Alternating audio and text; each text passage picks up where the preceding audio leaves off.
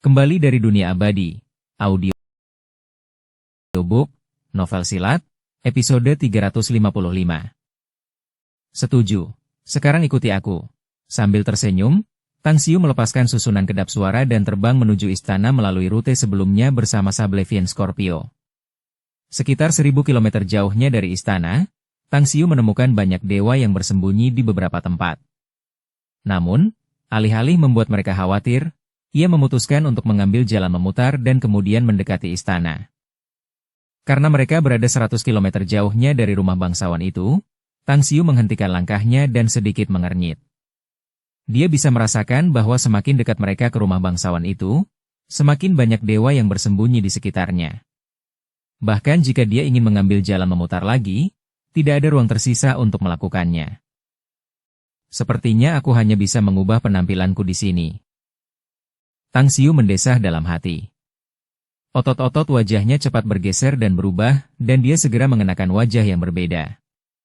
Setelah melihatnya, Sablevian Scorpio juga mengikuti dan mengubah penampilannya. Setelah itu, Tang Xiu memimpin Sablevian Scorpio dan dengan angkuh berdansa ke depan tempat itu. Di bawah pengawasan semua orang, dia dan Sablevian Scorpio melangkah di jembatan sepanjang beberapa ribu meter. Lihatlah langkah-langkahku dan segera ikuti aku.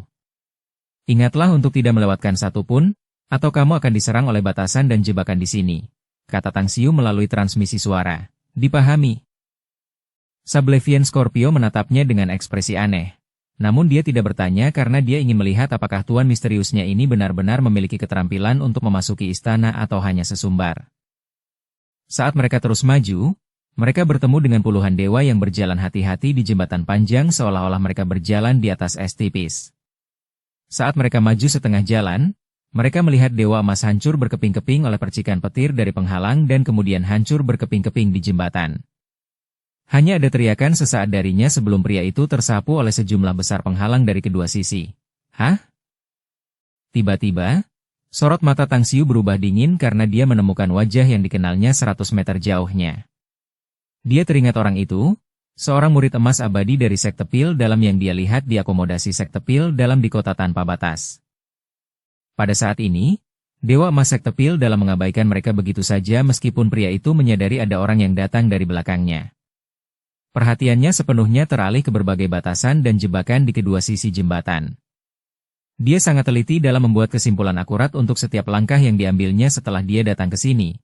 Terus-menerus memahami misteri batasan di jembatan untuk menemukan posisi jebakan. Aku pasti bisa menyeberangi jembatan ini dan memasuki istana dalam waktu paling lama 7 hari. Aku yakin istana ini menyimpan banyak harta karun. Bahkan warisan yang ditinggalkan oleh pemabuk abadi tertinggi bisa berada di tempat ini. Emas abadi dari sekte Pil dalam memikirkan beberapa hal yang membahagiakan dalam benaknya setelah ia berhasil menembus batasan lainnya. Bab 1359 menyapu segalanya. Sablevian Scorpio, ingatlah untuk menyerang orang itu saat kau bertemu dengannya nanti, tapi pastikan untuk tidak memperlihatkan senjata yang telah kau gunakan sebelumnya untuk mencegah orang-orang kuat yang bersembunyi mengetahui siapa dirimu, kata Tang Xiu dengan transmisi suara. Dipahami. Sablevian Scorpio menjawab dengan singkat dan segera menatap dewa emas di depannya dengan sedikit niat membunuh. Karena keduanya hanya berjarak kurang dari 10 meter dari dewa emas itu, dia menjentikan jarinya dan menembakkan kristal abadi yang digerakkan oleh kekuatan abadi miliknya, langsung menusuk bagian belakang dewa emas itu. Raut wajah pria itu berubah drastis dalam sekejap dan digantikan oleh rasa takut saat tubuhnya terlempar keluar dari jembatan. Aark. Setelah teriakan yang mengerikan itu, sang dewa emas langsung terbunuh oleh pembatasan yang mengerikan di luar jembatan. Ngomong-ngomong, seberapa banyak yang kau ketahui tentang sekte Pil dalam dan istana abadi, Sablevian Scorpio? Tanya Tang Xiu dengan nada dingin melalui transmisi suara. Dan seberapa banyak yang kau ketahui tentang sekte pedang segudang dan sekte 100 racun? Raut wajah Sablevian Scorpio berubah. Aku tahu sedikit tentang istana abadi, tetapi aku lebih tahu tentang sekte 100 racun. Pengetahuanku tentang sekte Pil dalam dan sekte pedang segudang hampir tidak ada. Aku hanya tahu bahwa kedua sekte ini memiliki beberapa dewa emas sempurna di pucuk pimpinan. Cukup, Tang Xiu mengangguk dan kembali bersuara. Sekarang, ingat apa yang akan kukatakan kepadamu. Kau harus membunuh siapapun dari keempat sekte itu jika kau bertemu mereka di masa depan. Berusahalah sekuat tenaga untuk membunuh orang-orang dari keempat kekuatan itu tanpa mengungkap identitasmu. Mulai sekarang, keempat sekte itu adalah musuh kita. Terkesiap. Meskipun memiliki sifat dingin dan membunuh bagaikan memotong rumput baginya, Sablevian Scorpio tidak dapat menahan diri untuk tidak terkesiap setelah mendengar pernyataan Tang Xiu. Dari keempat sekte tersebut, sekte Pil Dalam dan Istana Abadi adalah sekte teratas di dunia abadi, sedangkan sekte Pedang Segudang dan sekte 100 Racun berada di peringkat kedua. Mengetahui bahwa dia harus menghadapi begitu banyak musuh secara tiba-tiba, hawa dingin menjalar di tulang punggungnya. Tekanan akan melahirkan rangsangan dan motivasi. Hanya dengan menginjak tubuh musuh, kita bisa hidup lebih lama, melangkah lebih jauh, dan menjadi lebih kuat, kata Tang Xiu acuh tak acuh. Tentu saja, bukan berarti kita tidak punya sekutu dalam melawan mereka. Jika suatu saat kita bertemu seseorang yang melawan mereka, mereka adalah sekutu kita. Mengingat situasi saat ini di dunia abadi, keempat sekte ini pasti juga punya banyak musuh, ya? Benar sekali. Sejauh yang aku tahu, musuh bebuyutan terbesar mereka adalah sekte suci burung vermilion dan 4 istana suci. Jawab Sablevian Scorpio. 4 istana suci? Sejak kembali ke dunia abadi, Tang Xiu telah mendengar nama pasukan ini berkali-kali. Yang paling membingungkannya adalah bahwa 4 istana suci tampaknya muncul entah dari mana.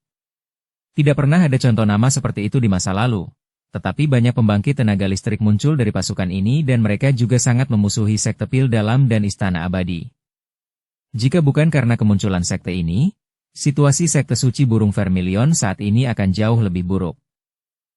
Tahukah kau asal-muasal 4 istana suci ini? Tang Xiu mengerutkan alisnya dan bertanya dengan suara rendah sambil berjalan menuju ke depan. Saya tidak tahu detail asal-usul mereka. Namun, sekitar 600 tahun yang lalu, saya bertemu dengan beberapa orang dari 4 istana suci. Mereka sedang melawan beberapa orang kuat dari sekte Pedang Segudang saat itu, pertempuran yang sangat sengit menurut saya. Saya tahu bahwa pemimpin 4 istana suci disebut sebagai Yang Mulia Harimau Biru, seorang ahli Dewa Emas sempurna tahap akhir yang konon memiliki garis keturunan dari naga biru binatang ilahi kuno, dan saat itu ia mengenakan zirah kilin biru. Ia sendiri bertarung melawan 4 Dewa Emas sempurna tahap tengah dan dengan mudah mengalahkan mereka, memaksa keempat orang itu dengan terampil dan terus-menerus melukai mereka.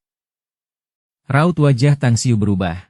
Dia tahu sedikit tentang situasi di masa lalu dan menyadari fakta bahwa sekte suci burung vermilion awalnya merupakan cabang dari sekte super besar yang memiliki beberapa divisi.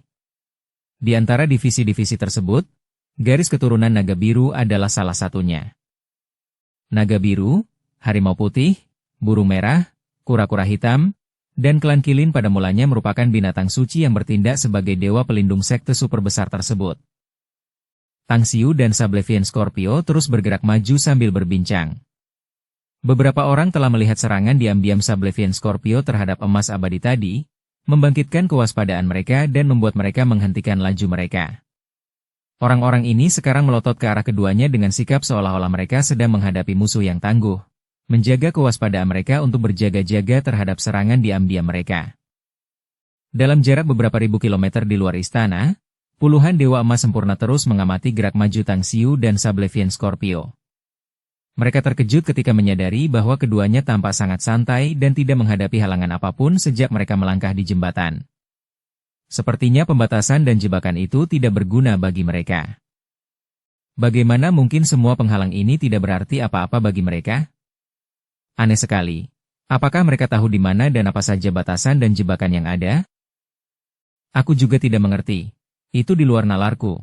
Apa kau tahu siapa mereka berdua dan dari mana mereka berasal? Bagaimana mereka bisa begitu saja melewati batasan dan jebakan di luar istana seperti itu? Hah? Mereka? Benar-benar menuju ke depan semua orang tanpa cedera? Ini? Mereka sangat cepat, jauh lebih cepat daripada yang lain. Apa yang sebenarnya terjadi di sini? Apakah mereka mungkin mengenal tempat ini atau semacamnya? Aneh sekali. Saat berbincang, Tang Xiu dan Sablevian Scorpio langsung menyeberangi jembatan panjang dan tiba di alun-alun di depan rumah bangsawan. Ada total 16 boneka binatang di sekitar alun-alun. Mereka tiba-tiba meninggalkan tempat mereka sebelumnya dan menerjang ke arah Tang Xiu dan Sablevian Scorpio. revolusi dan pergerakan biduk. Tang Xiu mulai bergerak mengikuti pola langkah kaki tertentu. Ia meraih tangan Sablevian Scorpio sementara kakinya terus berganti posisi. Ke-16 boneka binatang itu segera kehilangan target mereka dan berputar-putar di sekitar alun-alun beberapa kali sebelum kembali ke tempat mereka sebelumnya. Buka.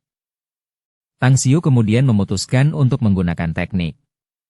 Segera setelah itu, pintu ungu emas sepanjang 100 meter itu perlahan terbuka. Sinar keemasan bersinar dari dalam dan Tang Xiu dengan cepat menuntun Sablevian Scorpio langsung ke gerbang yang kemudian perlahan tertutup. Mereka masuk. Puluhan dewa emas dan dewa emas sempurna di jembatan panjang itu semuanya tercengang. Beberapa dari mereka telah berkeliaran di sini selama beberapa hari. Semuanya telah menaiki jembatan panjang untuk mempelajari batasan dan jebakan. Namun tidak seorang pun dari mereka yang mampu memasuki gerbang istana. Namun, keduanya masuk begitu saja dengan mudah. Rasanya seperti mereka hanya berjalan-jalan di taman belakang mereka sendiri. Jadi bagaimana mungkin mereka tidak tercengang?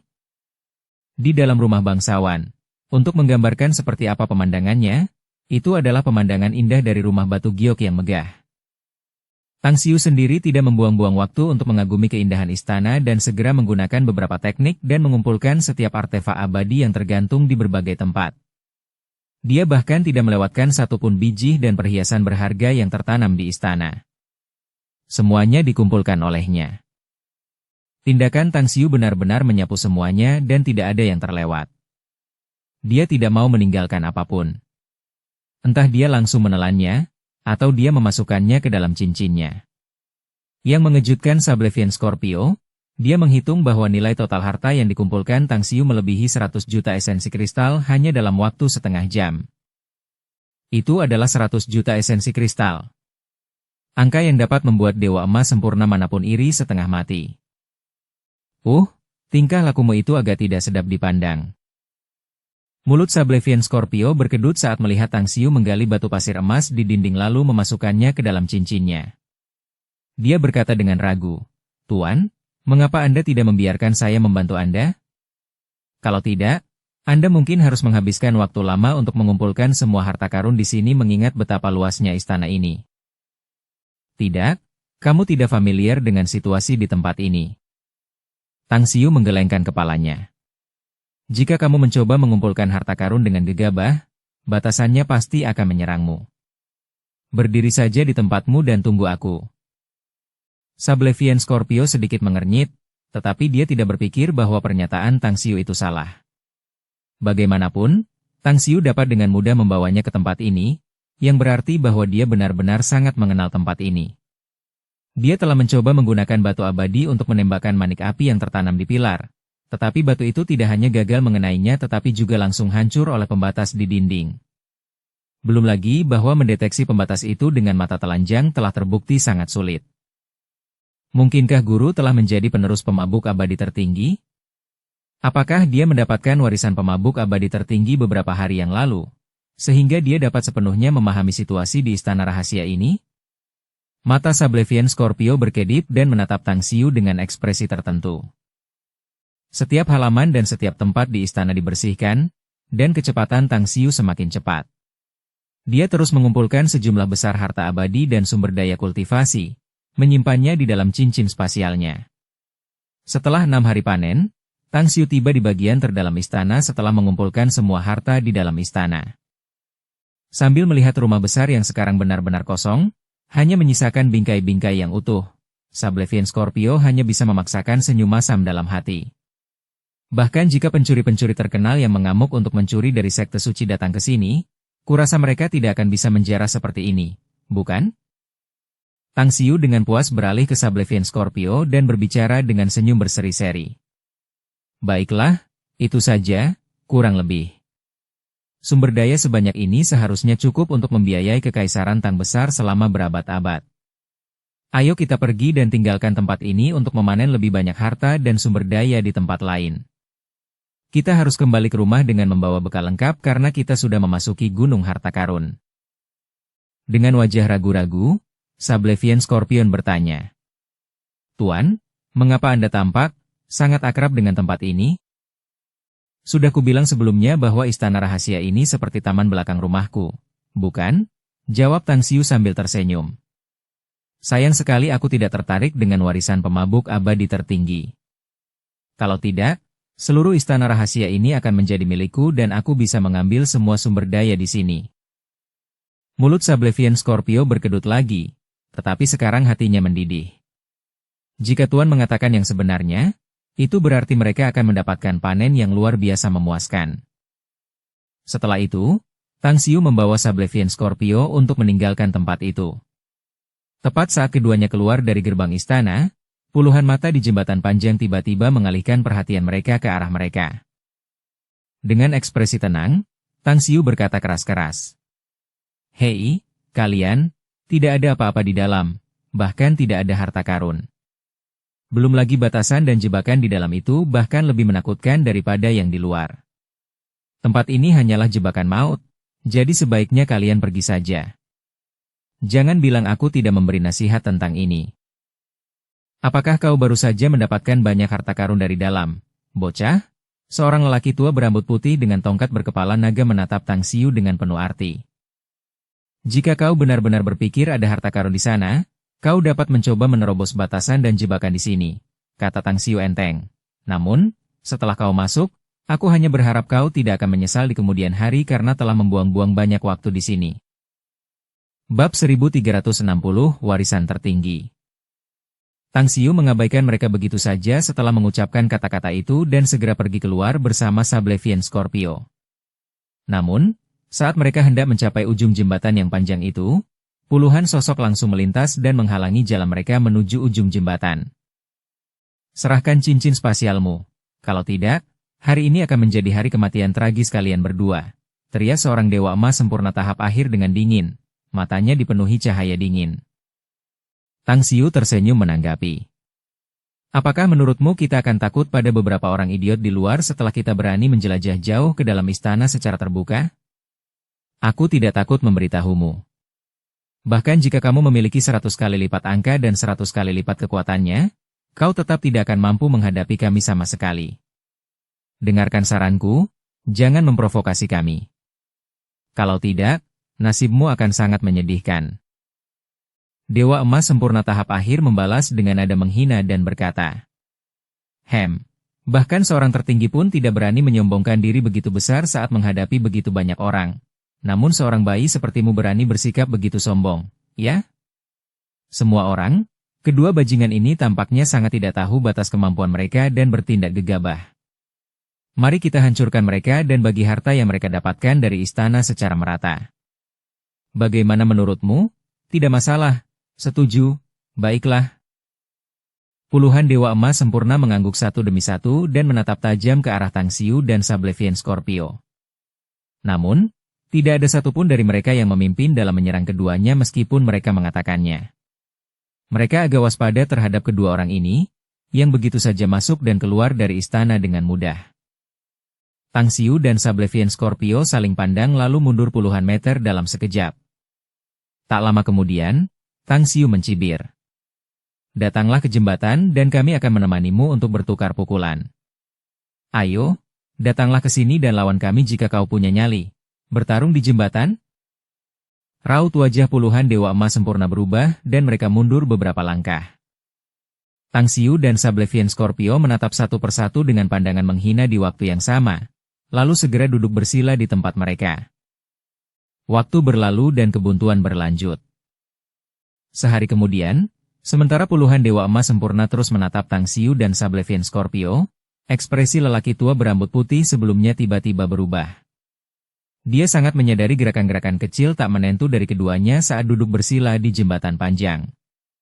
Sepertinya itu bukan karena mereka sedang asyik berkultivasi, tetapi seperti. Sesaat kemudian, sebuah pisau terbang muncul di tangannya dan dia langsung melemparkannya ke Tang Xiu. Dengan amarah yang hampir membuatnya batuk darah, pisau terbang itu langsung menembus tubuh Tang Xiu. Namun tubuhnya hanya kabur dan meledak menjadi cahaya yang berkelap-kelip dan menghilang dari pandangan mereka. Namun, pada saat ini, mata Sablevian Scorpio terbuka dan dia tersenyum aneh ke arah puluhan dewa emas sempurna sebelum tubuhnya bubar. Sial, itu klon darah mereka. Kita baru saja ditipu oleh kedua bajingan itu. Teriak lelaki tua berambut putih itu dengan marah. Puluhan orang lainnya juga marah, berharap mereka bisa mencabik-cabik hati Tang Xiu dan Sablevian Scorpio menjadi berkeping-keping. Saat ini, Tang Xiu dan Sablevian Scorpio berada beberapa juta kilometer jauhnya dari tempat itu, sedang duduk dengan riang di bawah sebuah pohon besar sambil menikmati daging binatang abadi yang baru saja dipanggang Tang Xiu. Rasanya enak sekali, Tuan. Sablevian Scorpio adalah ras binatang karnivora. Tidak makan daging dalam makanannya akan membuatnya tidak bahagia, dan dia jarang memiliki kesempatan untuk makan makanan lezat sejak dia ditangkap dan dibelenggu di arena narapidana. Sekarang setelah dia mencicipi makanan lezat yang dimasak sendiri oleh Tang Xiu, dia tiba-tiba memiliki ilusi bahwa melayani tuan misteriusnya ini mungkin bukan hal yang buruk. Namun, tiba-tiba dia teringat pada 4 sekte, musuh yang diceritakan Tang Xiu kepadanya, dan seketika bulu kuduknya merinding. Pikiran ini langsung mengusir ide konyol yang baru saja terlintas di benaknya. Wah, harum sekali. Sosok yang bergerak secepat kilat tiba-tiba muncul dari kejauhan dan muncul di depan mereka berdua dalam sekejap mata. Namun, tak satu pun dari mereka tampak waspada dan mereka malah tersenyum pada saat yang sama. Kau terlambat, Tang Xiu tersenyum dan menatap Star Tears yang tubuhnya dipenuhi luka. Ada beberapa masalah di jalan. Memang menegangkan tapi tidak berbahaya, jawab Star Tears dengan getir. Ngomong-ngomong, kedua anak laki-laki itu seharusnya segera sampai di sini. Kami berpapasan di jalan dan semacam sepakat bahwa siapapun yang menemui masalah, aku akan memimpin musuh sementara mereka harus pergi ke tempat lain. Masalah apa yang sebenarnya kamu hadapi? Tanya Tang Xiu. Kami kebetulan bertemu dengan beberapa orang dari sekte pedang segudang, jadi aku pergi untuk membunuh mereka, kata Star Tears. Siapa yang mengira ada 2 dewa emas sempurna dari sekte itu di dekat sini? Aku membawa kedua bajingan itu pergi dan memisahkan diri dari mereka. Berapa banyak dari mereka yang kau bunuh? Tanya Tang Xiu sambil tersenyum. Mungkin sekitar 6 dewa emas, kata Star Tears. Namun, kedua dewa emas sempurna itu tidak keluar tanpa cedera dan juga mengalami masa-masa sulit. Bagus sekali, Tang Xiu mengacungkan jempolnya dan berseru. Semakin banyak kau membunuh mereka, semakin bahagia aku. Pokoknya, istirahatlah, makanlah sesuatu, dan mulailah memulihkan diri. Saat kedua anak laki-laki itu berkumpul bersama kita akan bekerja sama untuk berburu harta karun. Benar sekali, aku akan membawamu ke suatu tempat nanti. Hah? Star Tears bingung dan bertanya. Kemana? Isi saja dulu. Nanti kamu juga tahu, jawab Tang Xiu dengan senyum misterius. Dukung channel Novel Silat dengan subscribe, follow, like, komen dan share. 2 hari kemudian, 2 sosok dengan penampilan menyedihkan dan wajah tertekan muncul di depan ketiganya. Seluruh tubuh Star Luminous dan Star Peng berlumuran darah, dan mereka dengan cepat meminum pil aroma ungu masing-masing sambil duduk bersila di tanah dan mulai memulihkan diri. Mereka berdua terluka parah setelah dikejar oleh Dewa Emas Sempurna dalam perjalanan ke sini. Namun yang membuat mereka hampir pingsan adalah karena itu adalah satu-satunya pertemuan yang mereka alami. Mereka terus bertemu dengan Dewa Emas Sempurna lainnya berkali-kali di sepanjang jalan, dan bahkan cincin spasial mereka dirampok oleh mereka. Untungnya, mereka tidak memasukkan pil aroma ungu ke dalam cincin mereka dan menyimpannya di ikat pinggang mereka. Kalau tidak mereka akan kehilangan obatnya juga. Cek, cek. Tang Xiu menghela napas beberapa kali saat melihat penampilan mereka yang menyedihkan.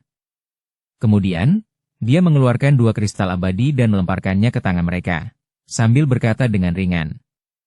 Sembuhkan dirimu dan segera serap kekuatan abadi dalam esensi kristal untuk mempercepat laju penyembuhanmu. Kita masih harus menempuh puluhan juta kilometer lagi dan ini bukan perjalanan yang damai. Melintasi beberapa puluh juta kilometer lagi, Star Luminous dan Star Peng tidak dapat menahan gemetar untuk beberapa saat setelah mendengar ini. Mereka segera mengambil esensi kristal dan mengerahkan segenap tenaga untuk menyerap kekuatan abadi yang terkandung di dalamnya. Menggunakannya bersamaan dengan khasiat Purple Scan Pill, mereka mulai memulihkan dan mengisi kembali kekuatan abadi yang telah terkuras. Setengah hari kemudian, tepat saat Tang Xiu selesai memasak daging binatang abadi, dia tiba-tiba menepuk dahinya sendiri dan berbicara dengan ekspresi yang tidak tahu apakah harus menangis atau tertawa. Hah? Aku benar-benar bingung. Aku menyuruh mereka untuk memulihkan diri. Akan jauh lebih baik bagi mereka untuk memasuki artefak Heavenly Abode dan melakukannya di dalam. Mengapa aku menyuruh mereka untuk tetap konyol di sini dan menunggu? Anak-anak, cepat masuk ke artefak Heavenly Abode. Mengerti? Setelah Star Luminous dan Star Peng memasuki alam surgawi, Tang Xiu pun memerintahkan Sablevian Scorpio untuk memasuki artefak, sedangkan dia dan Star Tears mengambil paha binatang panggang dan bergegas sepanjang jalan sambil mengunyahnya. Ngomong-ngomong, apakah kedua anak laki-laki itu sudah mengetahui identitas aslimu, Bibi Star Tears? Tang Xiu bertanya sambil tersenyum sambil mengamati sekeliling dengan waspada. Tidak, belum. Star Tears menggelengkan kepalanya dan tersenyum. Mereka tidak akan dapat menemukan identitasku dengan kekuatan mereka saat ini kecuali aku mengambil inisiatif untuk mengungkapnya. Ingatlah untuk tidak menggunakan kemampuan ilahi khasmu saat mereka bersama kita. Aku punya beberapa ilmu di sini, kau bisa mempelajarinya. Ada terlalu banyak musuh kita di istana rahasia ini, jadi misi kita adalah berburu harta karun dan membunuh mereka. Star Tears mengambil beberapa kitab suci seni rahasia dari Tang Xiu dan, setelah memasukkannya ke dalam cincin spasialnya, dia berkata dengan sangat serius. Sekte Pil Dalam, Istana Abadi, Sekte Pedang Myriad, dan Sekte 100 Racun telah mengirim cukup banyak ahli mereka ke Istana Rahasia, jadi sebaiknya kita bertindak lebih hati-hati. Aku masih ingat apa yang kau katakan padaku sebelumnya, bahwa akan ada kesempatan untuk membalas dendam selama kita masih bertahan. Kita dapat membunuh beberapa dari mereka, tetapi kita harus segera menghindarinya jika kita bertemu terlalu banyak dari mereka. Jangan khawatir, Bibi Star Tears. Aku tahu itu, Tang Xiu mengangguk, setengah tahun kemudian. Tang Xiu dan Star Tears terus bergegas sepanjang jalan sambil mengambil harta karun dan membunuh beberapa orang sepanjang jalan. Dalam 6 bulan terakhir, mereka telah membunuh 16 Dewa Emas dan 1 Dewa Emas sempurna dari Sekte Pil Dalam, 37 Dewa Emas dan 2 Dewa Emas sempurna dari Istana Abadi, 8 Dewa Emas dan 1 Dewa Emas sempurna dari Sekte Pedang Segudang, dan terakhir, 6 Dewa Emas dari Sekte 100 Racun. Lautan bintang seharusnya ada di depan. Tang Xiu menarik napas dalam-dalam dan membisikkan sesuatu dari ingatannya. Saat ini, dia dan Star Tears berada di tepi pegunungan. Mereka kini dapat melihat lautan yang bergolak dan dipenuhi ombak besar dengan mata telanjang. Sementara beberapa binatang abadi terlihat berkeliaran di atas permukaan. Apakah tempat ini juga penuh dengan bahaya? Tanya Star Tears. Berbahaya memang, tetapi tidak seperti larangan dan susunan kecil di area lain istana rahasia ini. Tang Xiu menggelengkan kepalanya dan menjelaskan. Bahaya akan datang dari dewa lainnya. Kita sekarang hanya berjarak puluhan ribu kilometer dari tujuan kita. Selama kita memasuki laut, kita akan dapat mendarat di pulau tempat dewa tertinggi mabuk meninggalkan warisannya. Star Tears memaksakan senyum. Kau tahu, pemabuk abadi tertinggi sudah memberitahumu bahwa kau tidak bisa mewarisi warisannya, tetapi kami tetap datang ke sini. Apakah kau tidak merasa sedikit kesal? Tidak juga, aku tidak merasa bersalah sama sekali. Tang Xiu menggelengkan kepalanya. Dia sudah tahu identitasku, jadi dia tidak ingin aku mewarisi warisannya. Tapi bukan berarti orang lain dilarang memilikinya. Aku sudah mempelajari struktur susunan istana rahasia ini. Singkatnya, aku tahu tempat ini luar dalam, jadi aku secara alami dapat membawa orang lain ke dalam. Jika ada, dia tidak mengatakan bahwa aku tidak diizinkan membawa siapapun ke sana untuk menerima warisannya. Jadi kau ingin aku menerima warisan pemabuk abadi tertinggi? Star Tears terkejut. Ya? Tang Xiu mengangguk. Aku ingin kau menerima warisannya. Selain itu, aku berani menyimpulkan bahwa kau akan segera dapat maju ke tahap supremasi setelah kau menerima warisannya, Bibi Star Tears. Ketika kau berhasil menembus tahap supremasi, itu adalah waktu yang tepat bagimu untuk kembali ke Sekte Suci Burung Vermilion lebih awal.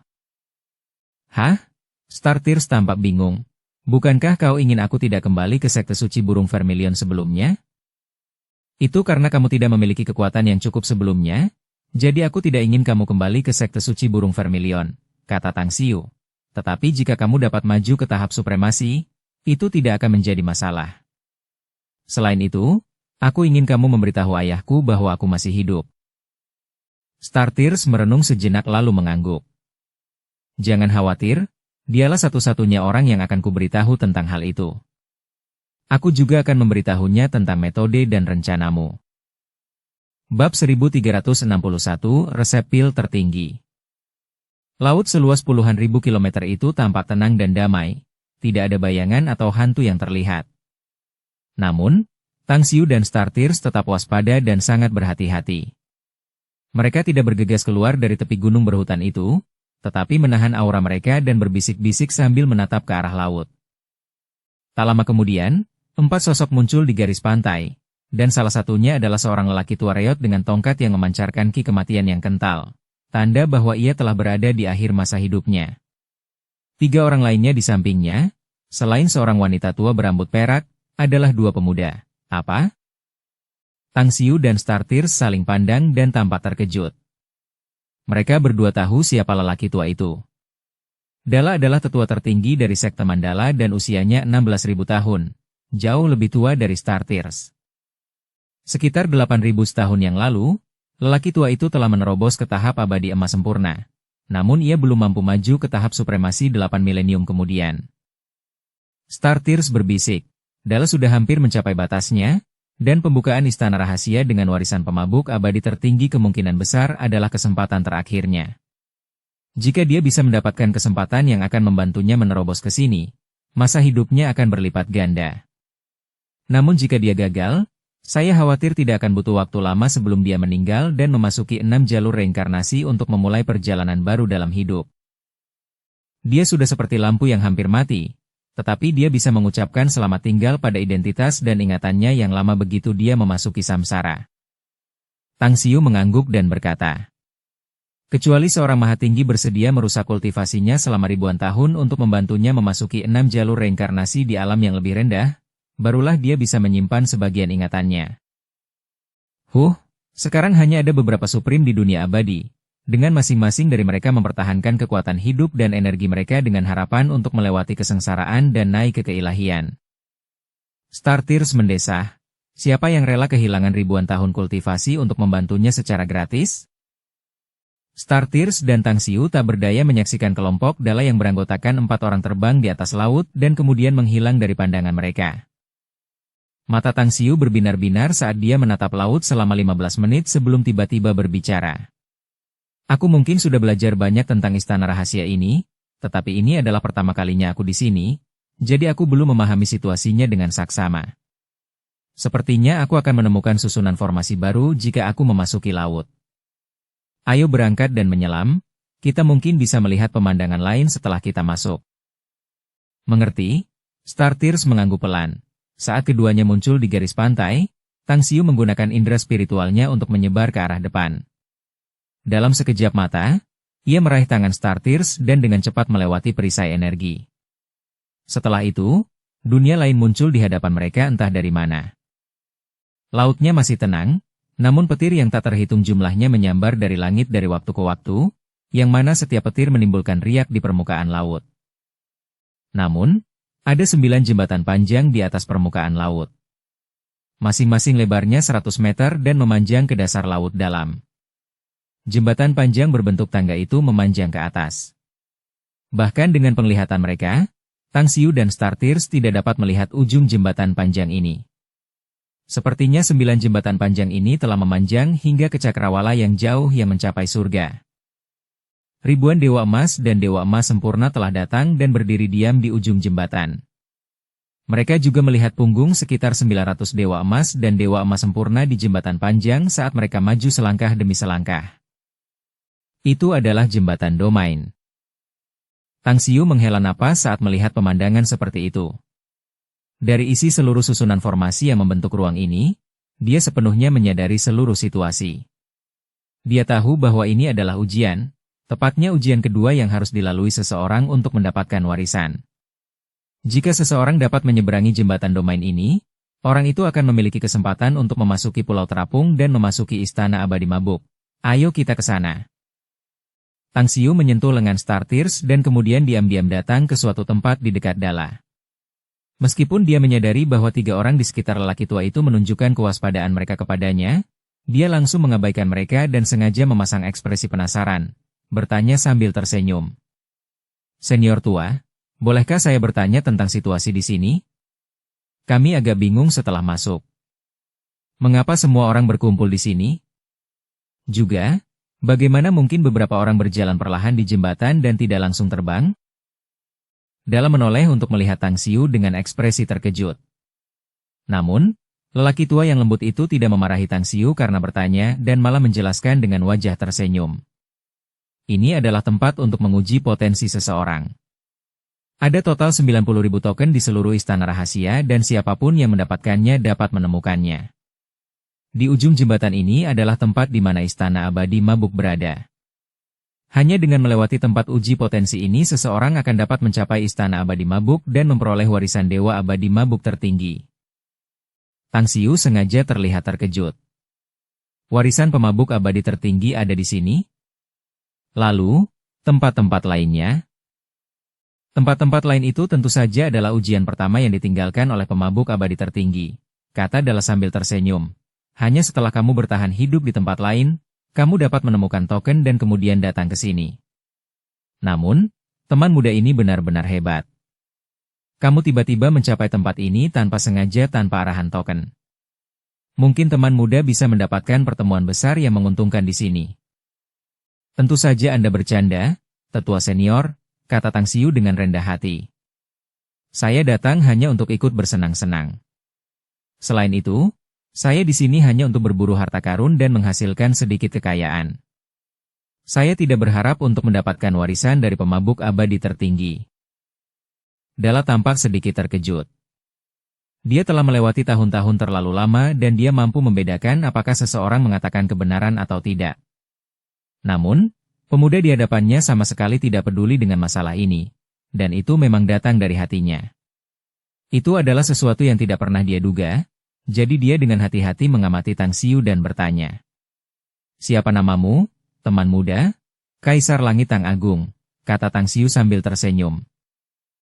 Dala menatap Tang Xiu dengan ekspresi antara tertawa dan menangis. Dia memiliki kesan yang baik tentang anak kecil ini, sangat muda namun berani menganugerahkan dirinya gelar Kaisar Surgawi di usia yang begitu muda. Dia tidak dapat menentukan tingkat kultivasi Tang Xiu, tetapi jika dia harus menebak, anak ini seharusnya adalah Dewa Emas. Namun, tujuan kedatangannya ke tempat ini adalah untuk mendapatkan pertemuan yang tidak disengaja dari apapun yang ditinggalkan oleh pemabuk abadi tertinggi. Jadi, meskipun penasaran tentang Tang Xiu, ia mengalihkan perhatiannya ke jembatan panjang itu lagi ke arah 900 orang yang berusaha keras memanjat jembatan itu. Tuan, Sekte Greenfinch tampaknya memiliki beberapa jenius yang luar biasa. Pria setengah baya yang kuat di sebelah Dala tiba-tiba berseru. Di antara 900 Dewa Emas dan Dewa Emas Sempurna itu, dia mampu dengan kuat menempati posisi pertama. Yang di posisi kedua itu juga hanya berjarak 100 meter. Mereka seharusnya dapat merebut 3 posisi teratas dari kelompok orang ketiga ini, bukan? Benar, Dala mengangguk dan berkata, dengan bakatnya, akan mudah baginya untuk maju ke tahap keabadian emas sempurna jika dia tidak mati selama beberapa waktu, meskipun sulit untuk mengatakan apakah dia dapat menerobos ke tahap supremasi. Namun, kutu surgawi kutukan Raja Sejati di posisi kedua juga cukup bagus. Meskipun dia tidak secemerlang kejeniusan tak tertandingi dari Sekte Greenfinch itu, dia masih seorang keabadian emas sempurna yang sangat kuat.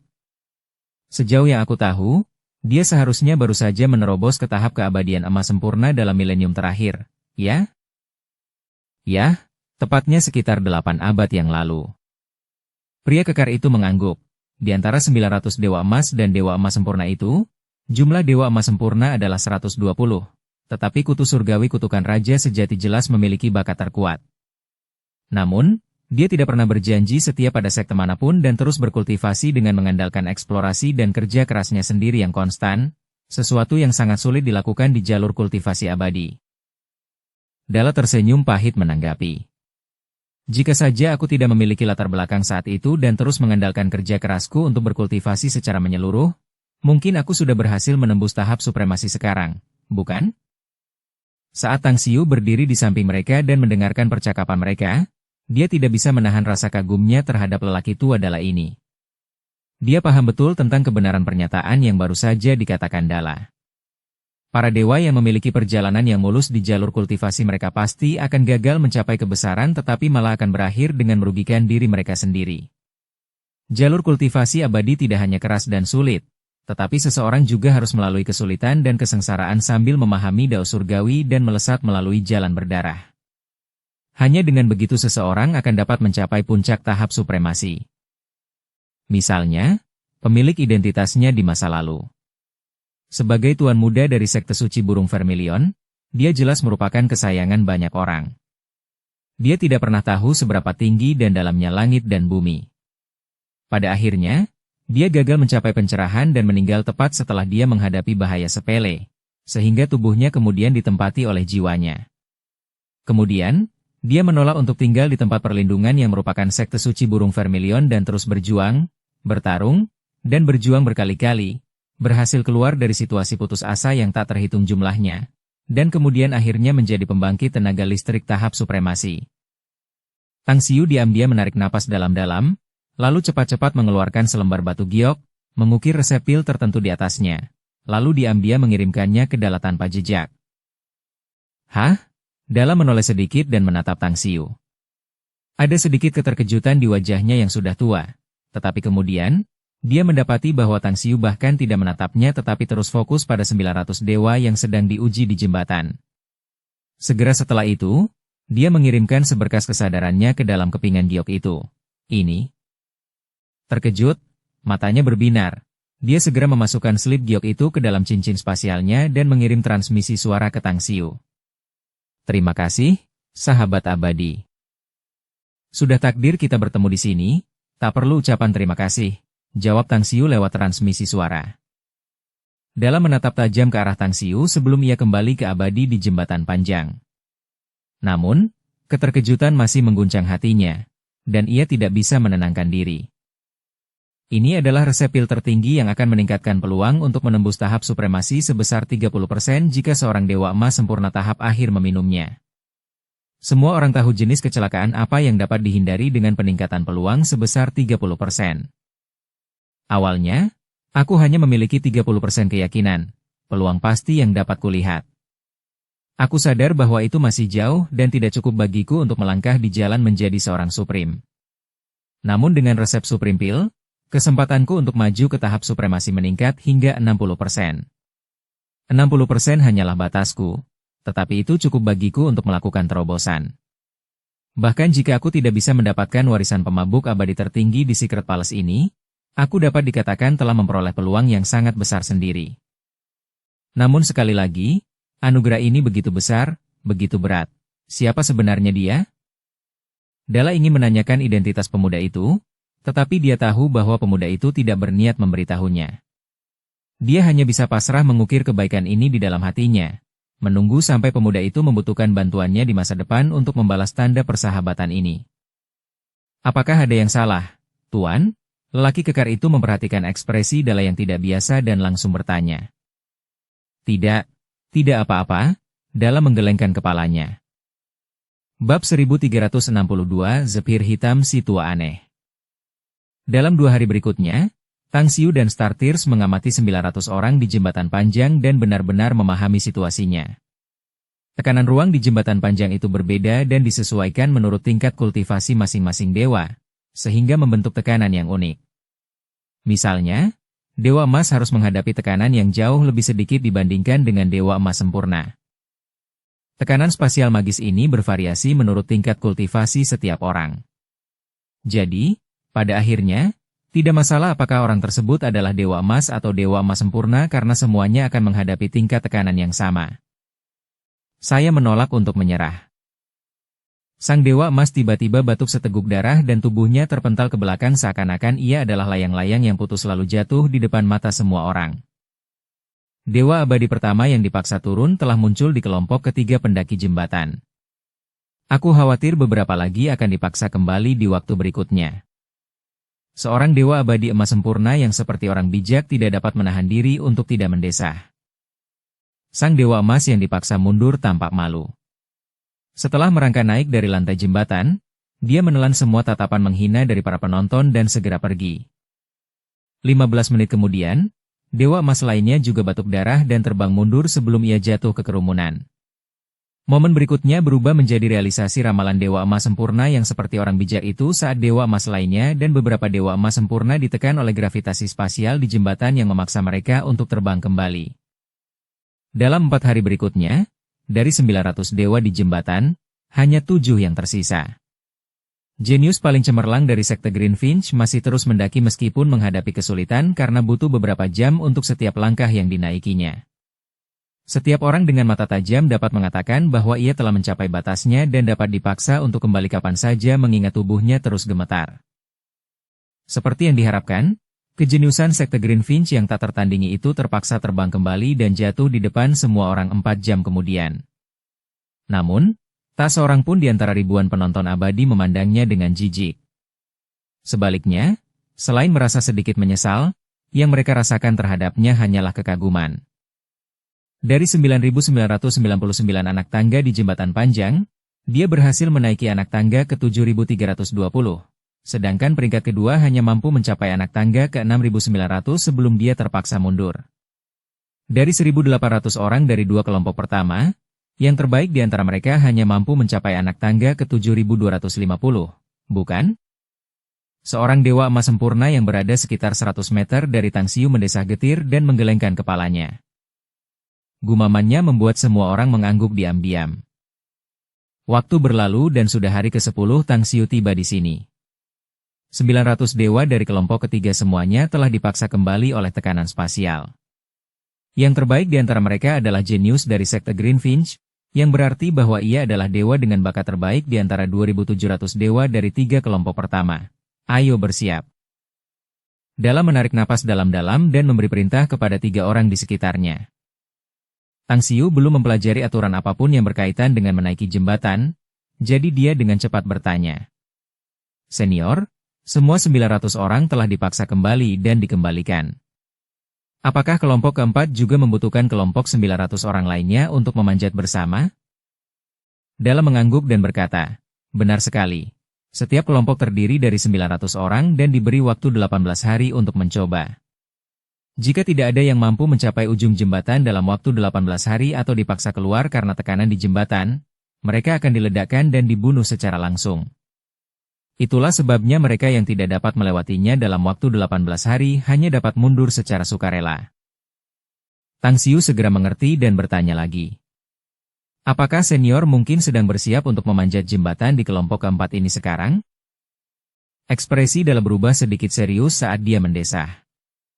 Hah? Orang tua ini sudah mendekati batasnya, jadi aku tidak bisa menyia-nyiakan kesempatan untuk merebut takdir abadi yang muncul. Peluangku untuk menembus tahap supremasi akan sangat meningkat jika aku bisa mendapatkan warisan pemabuk abadi tertinggi. Sahabat abadi, kau juga bisa ikut dengan kami. Tang Xiu merenung sejenak sebelum menggelengkan kepalanya. Kurasa aku akan melewatkannya kali ini. Ada banyak ahli yang menunggu giliran. Kemungkinan akan sulit untuk mendapatkan beberapa tempat di gelombang keempat. Aku akan terus menunggu dan mungkin mencoba keberuntunganku di gelombang kelima atau keenam. Kau harus memikirkannya baik-baik, rekan Tang Agung Abadi, kata Dala. Jika seseorang lulus ujian ini selangkah lebih awal, orang itu akan dapat memasuki istana abadi mabuk selangkah lebih cepat. Di jalan menuju keabadian, seseorang harus terus berjuang maju sendiri. Tang Xiu mengangguk sebagai jawaban. Aku mengerti apa yang kamu katakan, tetapi aku tidak ingin mencobanya sekarang.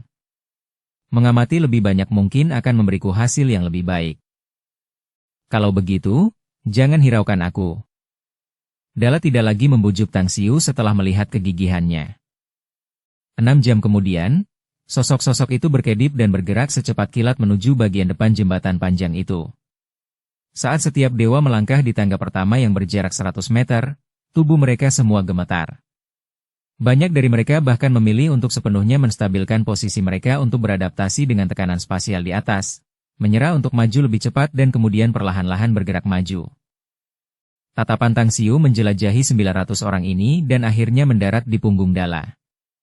Meskipun dia tidak merasakan apa-apa, dari pengamatannya, dia dapat mengatakan bahwa tekanan spasial yang harus ditanggung oleh Dala pasti sangat besar mengingat betapa berhati-hatinya dia saat mengambil setiap langkah maju. Waktu berlalu dengan cepat.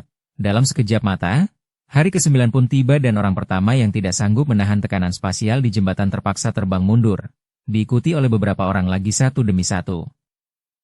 Sekarang tersisa 650 orang. Bersambung ke episode 356. Dukung kami dengan subscribe, follow, like, komen dan share. Terima kasih.